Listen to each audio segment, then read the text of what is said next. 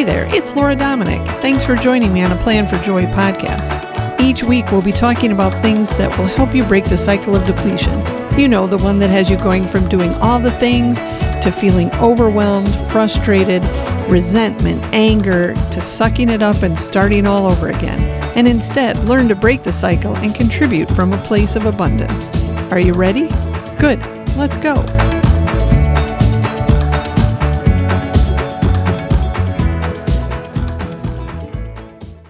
Hello and welcome to a Plan for Joy podcast. This week, in my continuing interviews with moms from around the country, I am going to interview and discuss today with Cassandra Ho. She's from California and she's been married to her husband for 21 years. She's a homeschooling stay-at-home mom of 6 kids.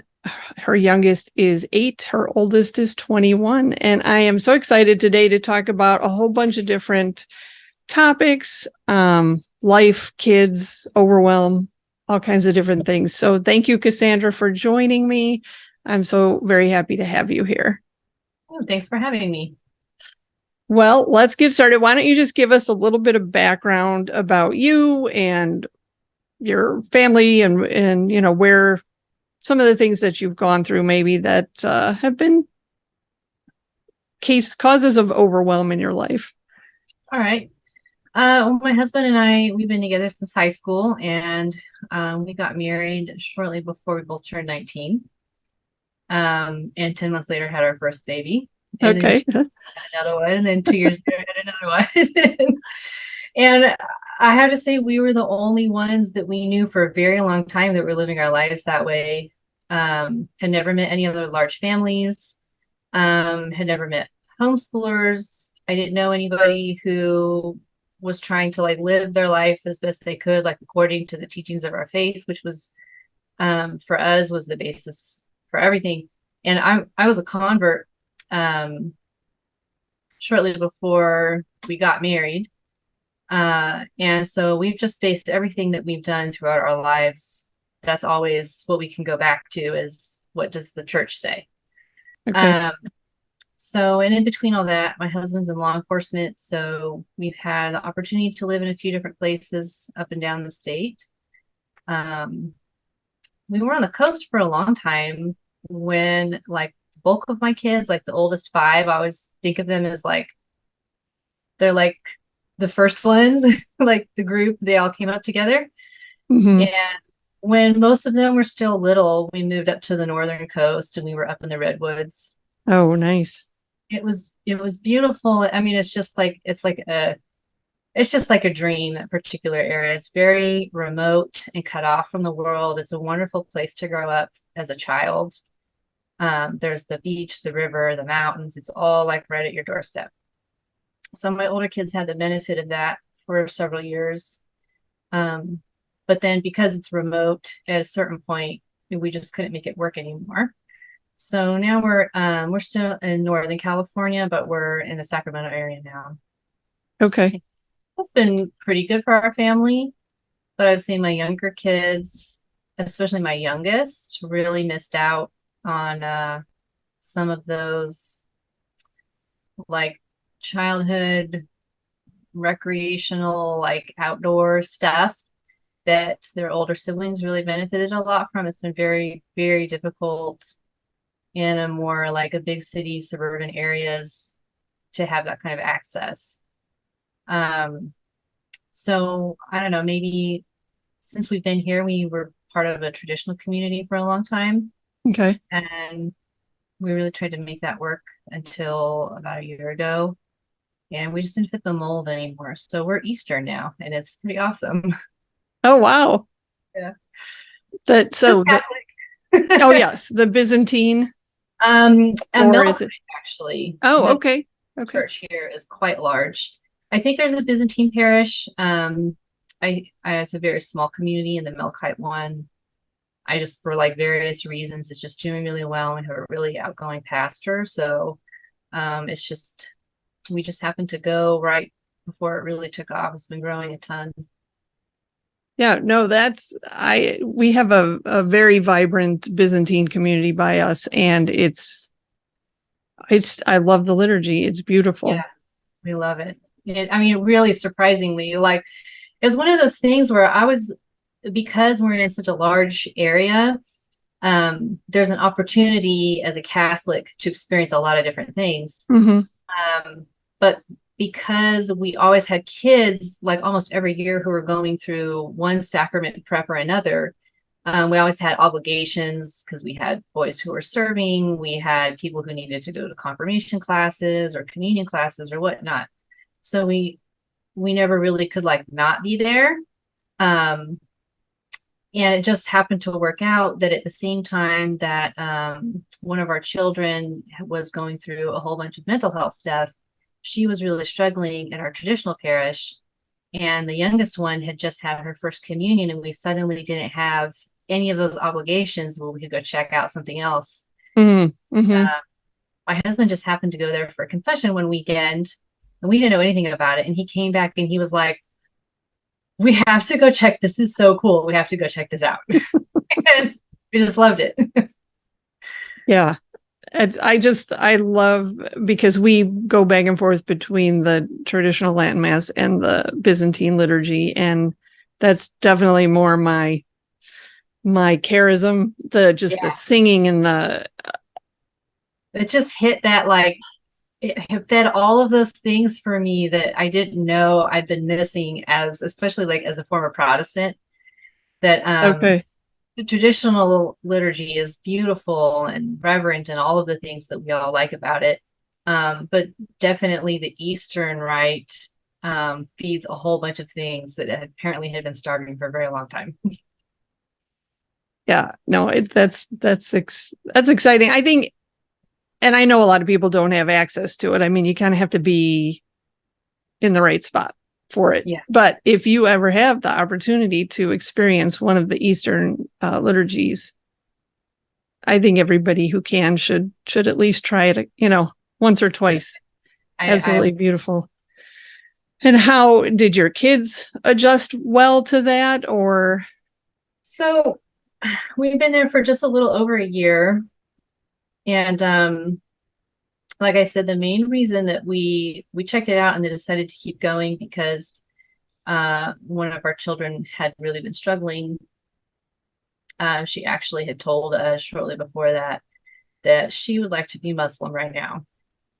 And so going there made sense for her at the time because she definitely was not fitting in at all at the traditional parish.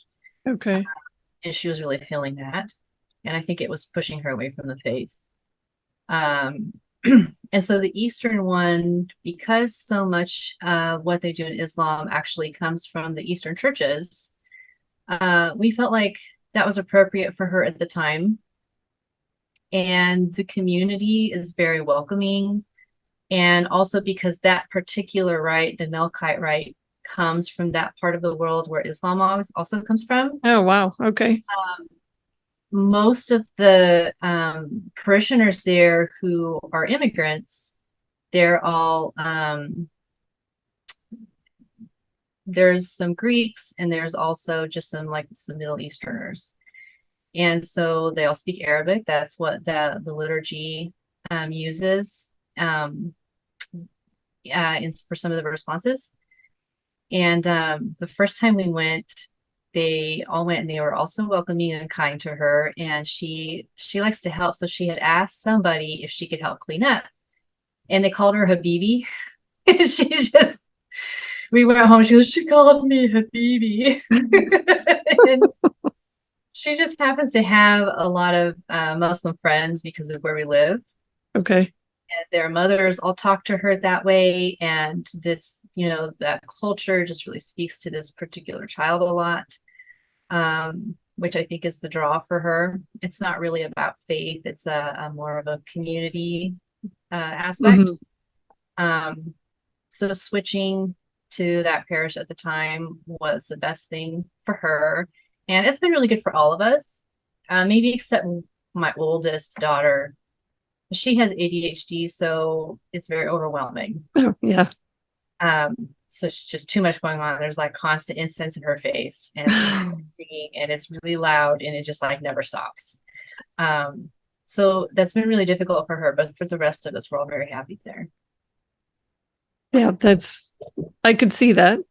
That would be a problem. And it is hard. It's hard to balance the needs of all your children in any area, but definitely in the faith too, because we don't all agree all the time. And now my kids are all young adults, so they can choose, this parish or that. I do have a son who is in the Byzantine Rite, so it's hard.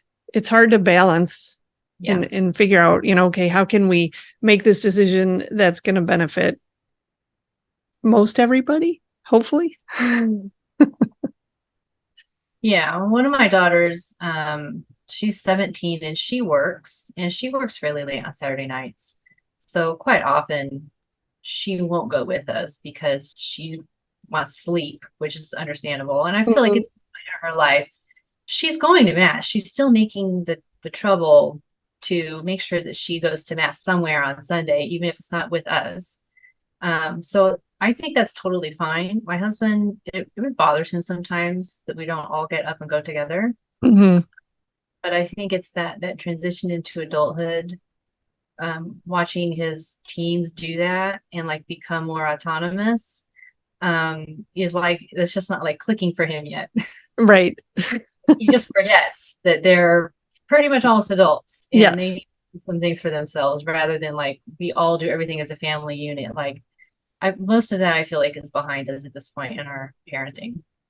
And that was more me. I hung on to that for a really long time. Like, no, we all need to go to church together and we all need to do things together. And then you just get to that point where it just isn't feasible, but it's hard. So as your children are getting older and that, have you found anything in particular that you have transition wise found difficult or easy, or what do you think about that? I think the things that surprise me the most are it's the unexpected things that you're not prepared for, right? Those are the things that trip you up. So it's hard to come to terms with my next oldest, she just turned 19. And she's the one who has ADHD. And that was a late diagnosis for her.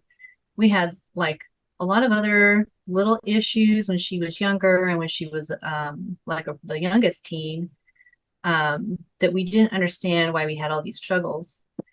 And then COVID really made it like even harder. So that really delayed our realizing what was going on.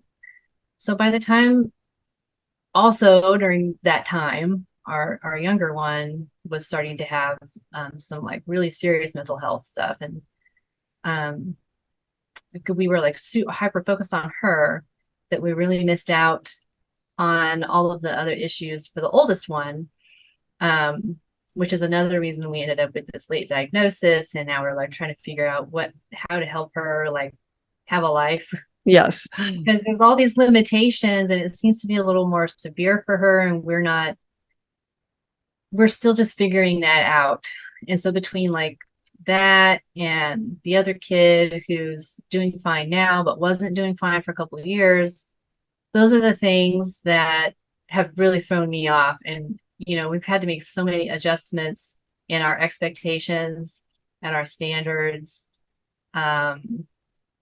to be more realistic and accommodating, and just accepting what those limitations are instead of being frustrated with it all the time. Right. I know mental health nowadays, especially in the young adult and teen population, is so prevalent, the problems and that they seem to be having. And, we've had that in our family too. And I know that one of the struggles that I had was blaming myself, right? You take that all on as a mother. Why why didn't I catch this? Why did this happen? What did I do wrong? Yeah. All of that. And I think really you can't do that.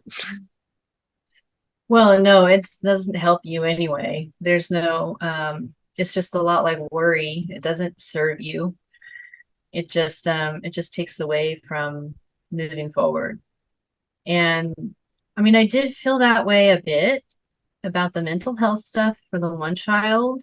Um, but I even think at the beginning, I think I was even in more denial about it. Like I had never been exposed to anything like that before. There was no one in my life, in my family, or my close friends that I knew of who had been through any of that kind of stuff. Okay. Um, so with her first hospitalization, just totally blindsided me. I had no idea like how that kind of stuff is handled, like what the protocols are, like what we're supposed to do, what questions I should be asking. I didn't know any of that stuff. And I didn't Right. have to ask because nobody I knew had ever gone through anything like that. Or if they had, they hadn't talked about it.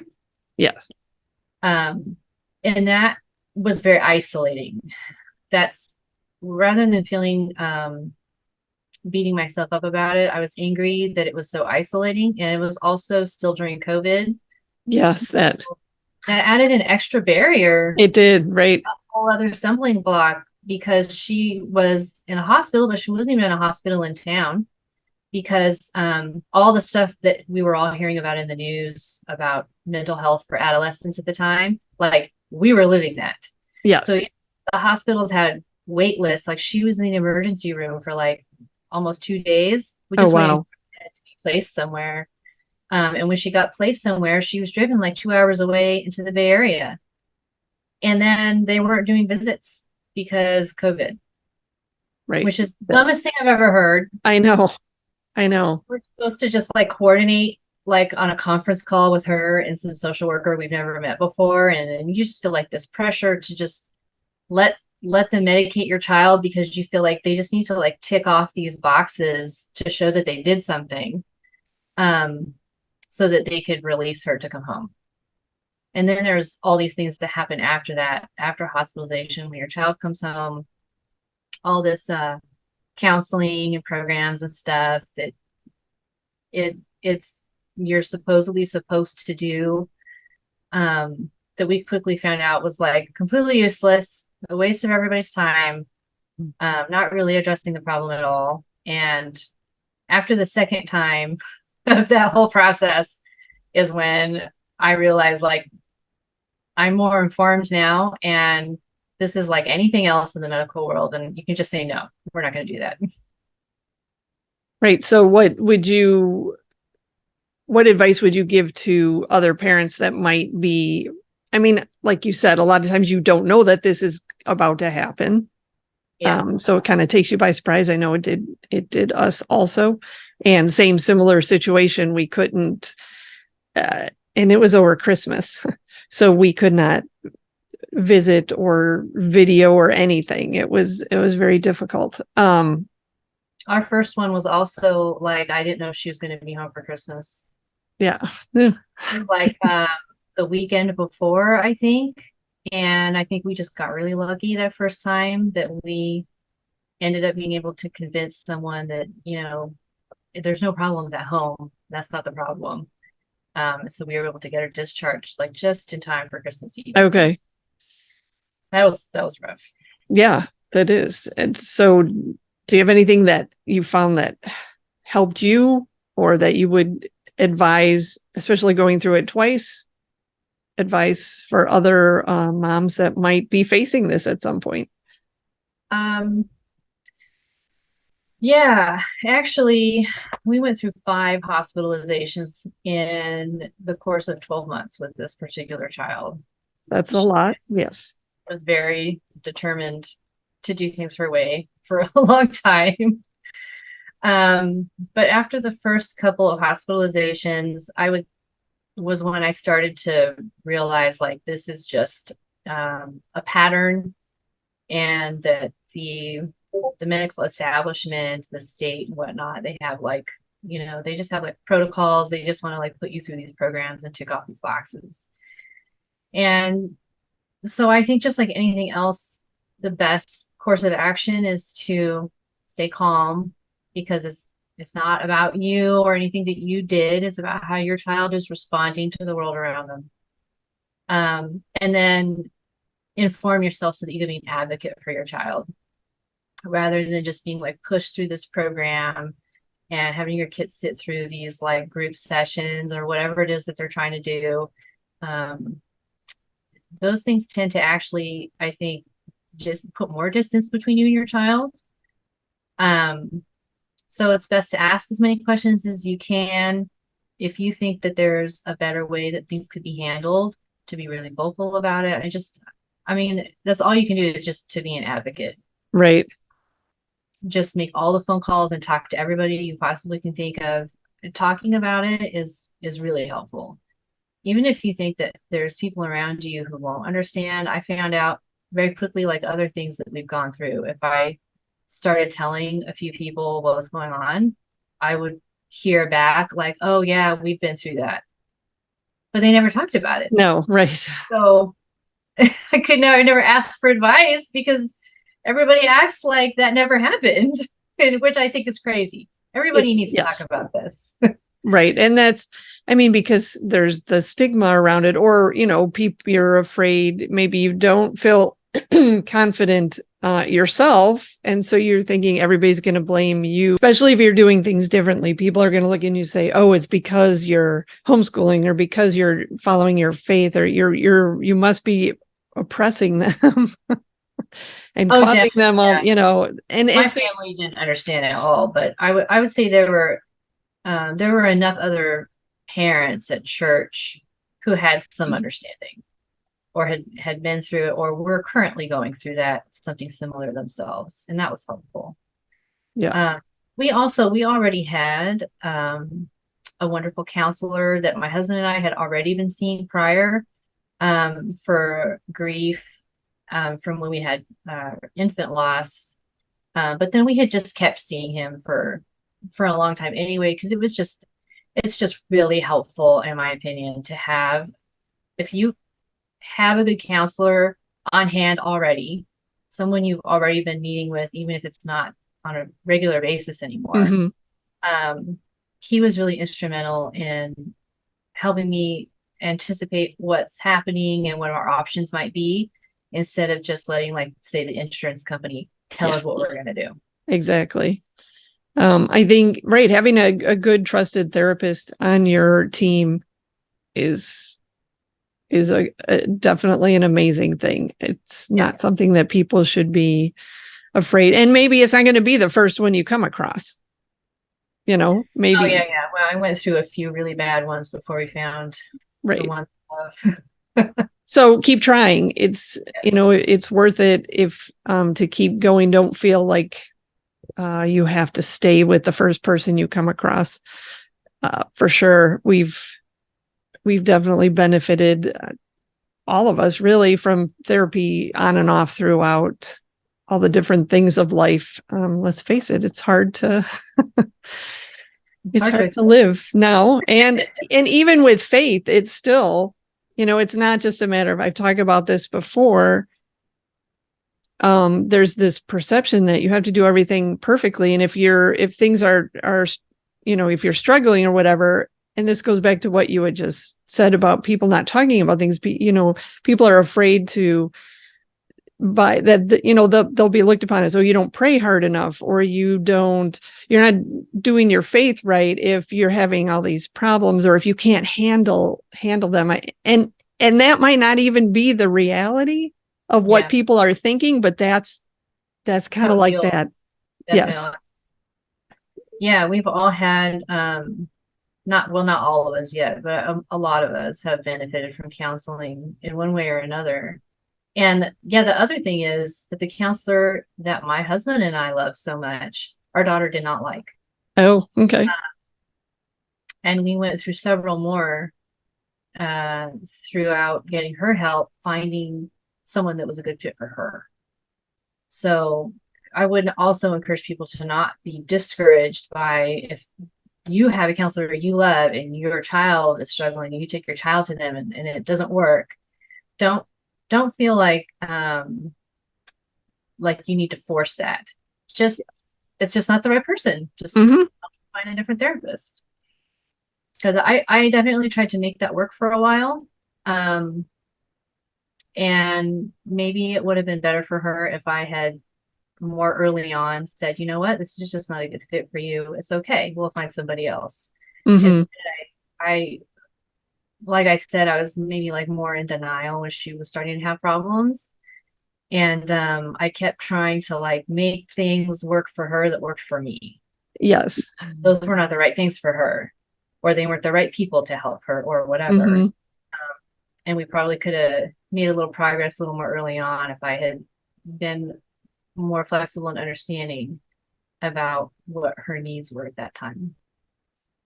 Right. And that's, and some of that just comes with time and experience, right? Yes, very much. So, well, and then we were also just chatting for a few minutes before on a different note. Your oldest son, you were saying, just has been married and moved several states away. Yeah. And how was that whole process, marrying off your firstborn and then watching him move? Well, so he was already moved. Oh, okay. Him not being here, that was already the norm because he left a couple years ago. Okay. Which actually made him getting married fairly easy for us because we're not like there. So yes. we weren't even really involved in any planning or any, like, we couldn't be just because of the logistics. So for us, the biggest thing was getting all of us ready to go on a huge trip, which we've never done before. Okay.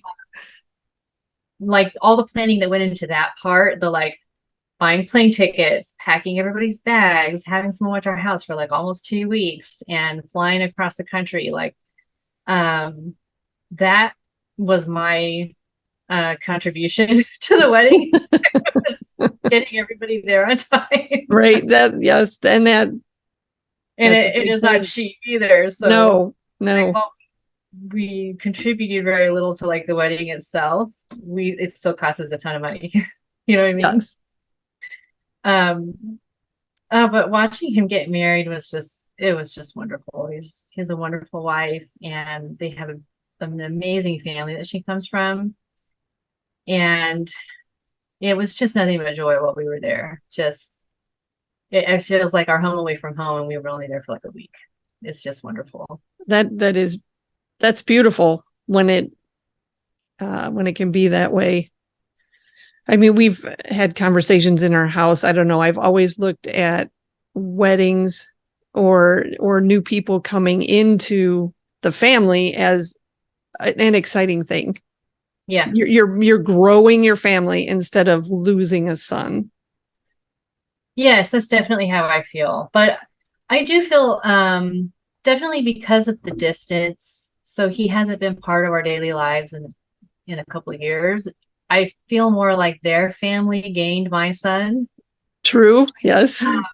Because they all live there, and he just spends all his time with them the same way that he would if we were there and we're not there. And that's I mean, it's hard for sure. And it could be heartbreaking, but I just don't look at it that way. It wouldn't be beneficial to me to look at it that way. Right. He's doing what he's supposed to be doing, and he's doing it really well. And I just wish I could be more of a part of it, but I did my job as a parent. Yeah. So and a lot of that has to do with your mindset, right? Yeah. You are choosing to look at it that way. Yes. Instead of choosing to be resentful or whatever. Yeah, it's hard. That's for sure. Yeah. Mindset. That's definitely a huge part of how I approach everything. How do you think yours has evolved over time, changed? How have you grown in your mindset, or have you always For tended sure. to think the same way? I mean, I wouldn't say it's like done a 180 or anything. It's still similar to how it's always been, like, true to myself. Okay. But more intentional now. Especially after losing a child, and then after going through the mental health stuff where we almost lost another child. Right. I did have to become very intentional about the way I choose to approach things, the way I choose to respond to things, especially. I really had to censor myself very carefully for a while with the mental health stuff. And then I also had to, like, I had to let a lot of things go, especially stuff that maybe we were a little preoccupied with while we were more immersed in the traditional stuff. That stuff was like all the small things, skirts and what we're wearing to church today, like that stuff. I had to just be like, you know what? This is just not important. I cannot. Right. That does not deserve any of my energy right now. It's not valuable for us at this time in our lives. So I had to put, like, a lot of things aside like that and just be okay with it. Yes. I just had another conversation with someone else, and I think we're so quick to judge others. So people could look at you and say, okay, well, now you're not wearing what you're supposed to be wearing. Yeah. But instead, I just keep encouraging people to stop and think there's got to be something behind it, Oh, so yeah. And I used judge. to be one of those people for a while. I mean, I think we're all there anyway at some point, especially as moms when our children are little. We all think we've got it figured out. We Yes. see, like, the other mom with the kid that's, like, not behaving perfectly or whatever, and we're like, well, if they were just parenting like me, then they wouldn't be having these problems. And then something happens with one of your kids later where you're like, oh my gosh, how could I have been so wrong? This has nothing to do with me, actually. Right. Oh, yes. And I just got lucky, like, several times in a row, and now I'm not lucky anymore. And I'm very, very sorry for all the times that I judged other moms. Right. It's I think definitely something that we all fall prey to very easily. But it's good to have that awareness. Yeah. That we do fall prey to it, and to take that split second to stop and think, okay, maybe it's not what I'm thinking. Yes. I'm trying to embrace, like, more forgiveness, more mercy for everybody around. Yes. Me. I need so much of it. And probably everybody else does too. I just didn't have the awareness before. And that awareness is just, I think, one of the keys to everything, because you can't change anything if you're not aware that there's a problem. So that's a lot of what we talk about. I have a membership community, Moms Finding Joy, and that's a lot of what we talk about each month is awareness, around whatever, skills, mindset, just different things like that, because you can't, what is it? Awareness is the key to the prison you're in. So once you're aware, then you can start to change things. And I think part of that too is being able to communicate, not being afraid to communicate with others, because if you've been through this and you can communicate that, then somebody who's afraid to say anything, like you found out, can help you, or at least you're not alone. Yeah. And I understand why, like, why it feels like nobody's talking about these hard things, because even for us, now that it's more or less behind us, you just kind of move on. Yes. So now that you're not living in it, you don't really feel like talking about it a whole bunch anymore. And so you meet new people, they have no idea. And maybe they need somebody to talk about that, but you don't have a reason to talk about it. So I also understand that too, that like when we lost a child and then when we went through this mental health stuff, the isolation was very real.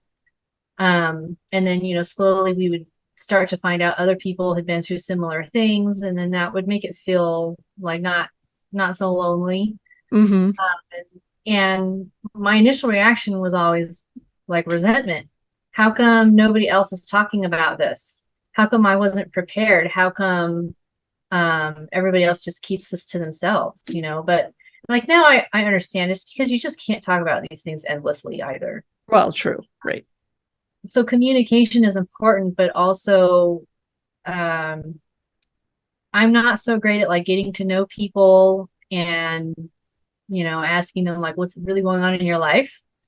So I would know if they needed that to be shared because unless I really get to know them really well, it's just the surface conversations that we have in passing at church.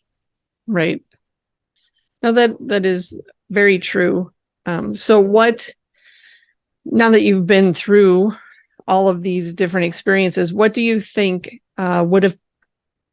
is there something you wish you could have known or learned early on, like, and thought to yourself, why don't people teach us this, that would have helped you navigate things a little bit better? I mean, I'm not sure. I mean, there's not really a way to give someone awareness when they haven't been through anything, because I don't know if I went back and told myself these things, if I would really be able to internalize them, right? It would have been helpful to have known other families, especially with teenagers, for them to share some of these things with younger moms. Okay. That's what I wish I would have had. I wish I would have had some kind of a mentor. I think that probably would have been the thing for me. If younger moms had an older, and I don't mean older like their kids are all totally grown, Right. but that still could have been helpful. Maybe someone who's not like a mother figure to them, but just an older, more experienced parent that's been raising their family in the same kind of intentional way in the faith, who could just tell you, stop judging everybody. And not like a just you wait till you have teens, not like that, but No, like, right. look, I did all the things I was supposed to do, and that doesn't have any guarantees. And you should know that now so that Yes. later, when your children decide they don't want to do things the way that you want them to, or that they're just all very unique individuals, and they're not necessarily going to respond to the way you raise them in the way that you think they're going to.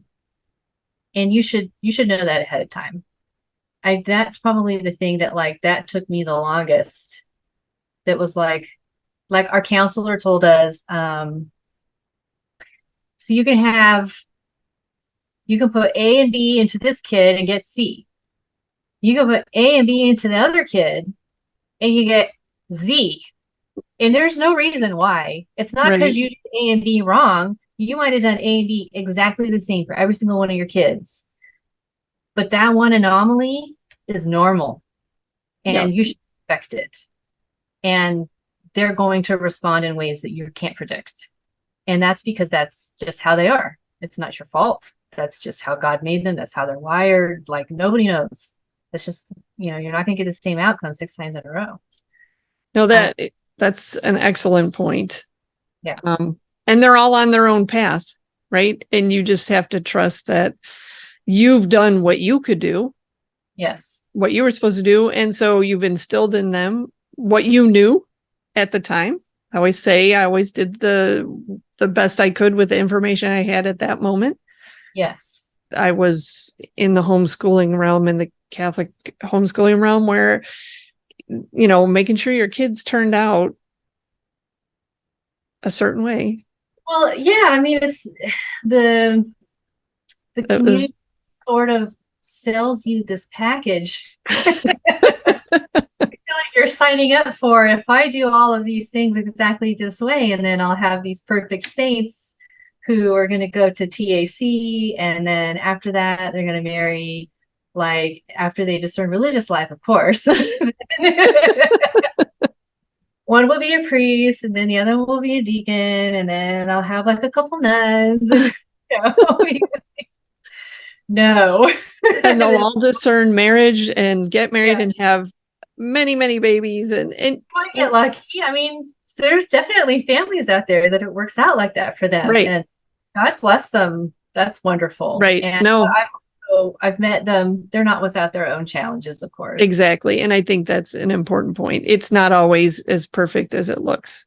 Yes. So, it isn't for anybody. So right. I definitely put that aside and start talking to people, especially people who are a little further along than you in their parenting journey. And just, be open. Be open to the possibility of things not going the way that you thought they were going to. And it's not a reflection on you. Yes. I think that's a big thing. Yeah, you can have all your feelings about the situation, but it's not a reflection on, like you said, you do A and B for all your children, and they're all going to come out a little bit different. Right. Well, they each have their own disposition, and they're going to respond to their environment in whatever way that their disposition, their environment, the culture around them is going to make each of them respond very differently. And then the other thing I think is also, it's really important to know what your own limitations are. I've always tried to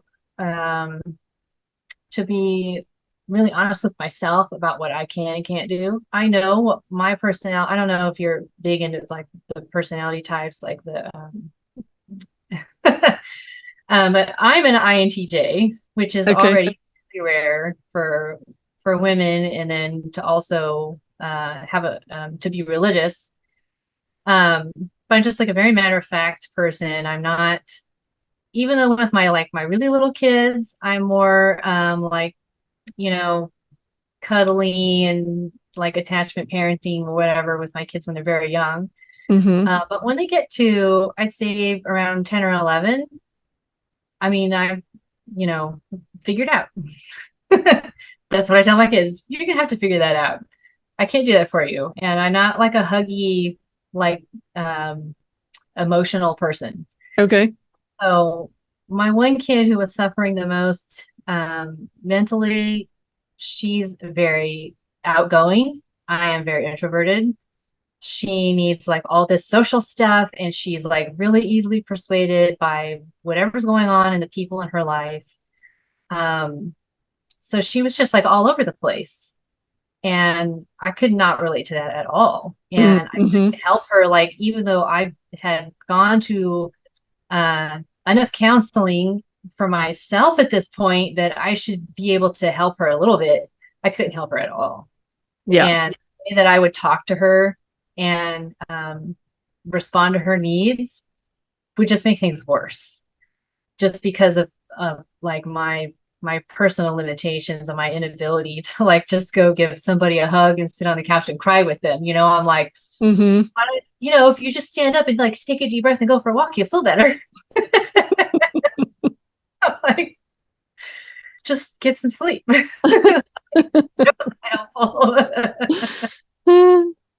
So I had to like, had to like recognize that I can't help her in the ways that she needs. And then find something outside of us that could help her, because it just wasn't going to be successful if I kept trying to do it by myself. So I think that's probably the other thing, is just knowing where your own limitations are, and finding other things to fill those gaps for where you lack. That's so true. Right. Thank you for sharing that. Because and a lot of that then too goes down to knowing your own worth. So you're not feeling bad. I mean, yeah, you feel bad because you can't help her the way she needs to, but not on an internal, like, oh, I'm such a bad mother because I can't meet her needs. That's comes down to, right, just knowing humility and knowing your worth, knowing that you're doing the best that you can. But now I can, in humility, look to somebody else who can help her better. Yes. And that's again, things that sometimes you have to dig deep to understand. I mean, if you were born knowing that and you grew up knowing that, that's fabulous. But a lot of people aren't. And just being able to be aware of that and realize that sometimes it takes some deep digging to get to that point. Yeah. You can't be everything for everybody. You just can't. But I know even personally, I've gone through phases where I think I can, or I think I should be, Yeah, right. At this point, I've had so much self-development. I should be able to just do that anyway. Right.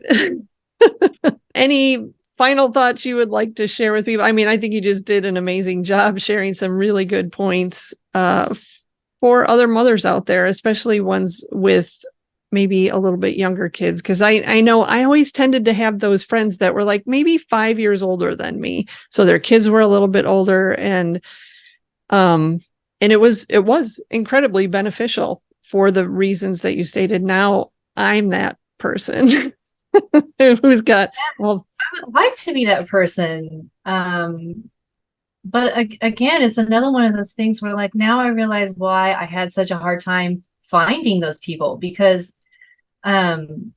nobody tells you, like, when your kids are little, it's really hard in like a physically exhausting way, because you're doing everything for them at home all day, right?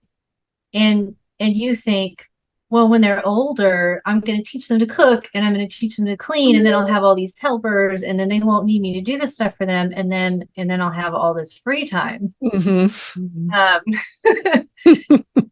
What actually happens is they can do all of those things, and then they get a job, and they're not home to help you. Yes. And you're still doing that stuff for the other ones who aren't doing it that great yet.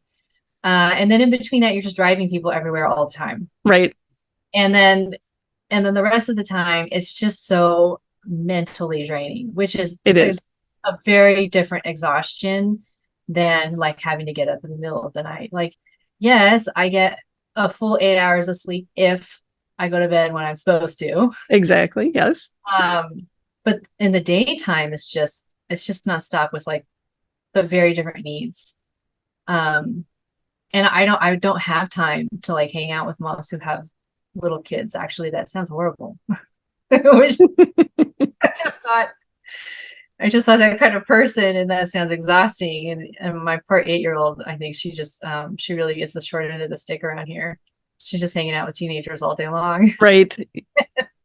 Yeah. And the idea of like getting her involved in something with kids her age and then having to go with her and stay there for it, to me sounds like torture. No, I understand why I could never find those moms when I only had little kids. Yes. Yep. So a mom's group, or probably something at church that's like for moms, but not like a play group, not something to get together with your kids, but just for the moms to get together to talk about mothering, maybe at different stages of family life. That could be tremendously helpful. And I'm not good at starting things, so I've given up on trying to be the one that's going to start that new ministry. But if it exists, that would be amazing. Right. And that's why I think community is so important, just for all the reasons that you just stated, because then you can have those more natural conversations too, where, maybe you're not looking for something specific, but it just comes up naturally in conversation. And that's why I'm going to take a second to just plug the Moms Finding Joy community, because it's moms in there who need to learn these skills, all ages. And it's a community so that you can learn from each other, not just anything I might bring into it, but what other people bring into it. And it's hard to find that in real life, like in that, because like you said, it's hard to go out and find the time to physically meet with people. But next best thing, online community where you can learn from each other and build those relationships. So it just kind of naturally evolved into that. If you're interested, I'll leave the link below for Moms Finding Joy, and check it out. To meet people in person in your neighborhood on your front porch, that'd be great. But that's just not the world we live in so much anymore. Hasn't been my experience. Right. So I would encourage all of you to check that out if you're looking to learn and grow and meet other people and have that community to help you.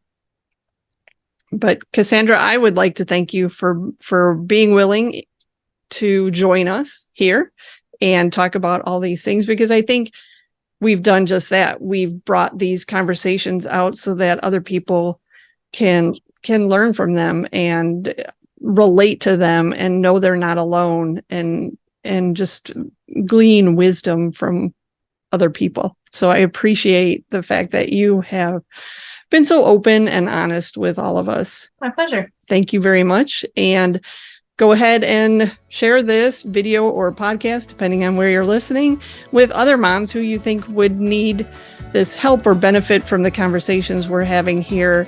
And I will see you all again next week. God bless.